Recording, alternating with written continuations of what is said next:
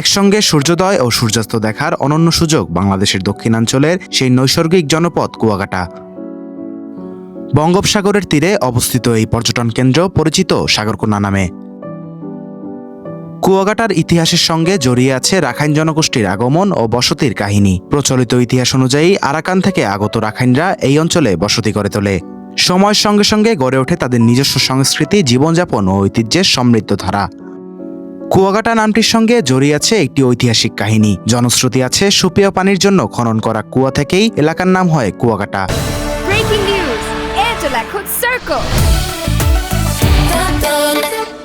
এখানকার রাখাইন সম্প্রদায়ের বৌদ্ধ সংস্কৃতি, প্রাচীন মন্দির, ঐতিহ্যবাহী জীবনধারা আজও এই জনপদের ইতিহাসকে জীবন্ত করে রেখেছে।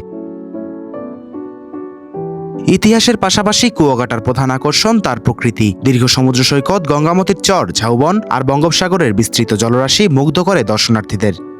ভোরে সূর্যোদয় আর বিকেলে সূর্যাস্ত, দুইয়ের সৌন্দর্যই উপভোগ করা যায় একই সৈকত থেকে। প্রকৃতি, ইতিহাস আর সংস্কৃতির অপূর্ব মেলবন্ধন কুয়াকাটা। তাই এটি শুধু একটি পর্যটন কেন্দ্র নয়, দক্ষিণ বাংলার ইতিহাস ও ঐতিহ্যের এক জীবন্ত অধ্যায়। সাগরের ঢেউয়ের সঙ্গে যার গল্প আজও বয়ে চলে, সেই কুয়াকাটা। সাগরকন্যা কুয়াকাটা থেকে জুনাইদ ইসলাম, ঢাকা পোস্ট।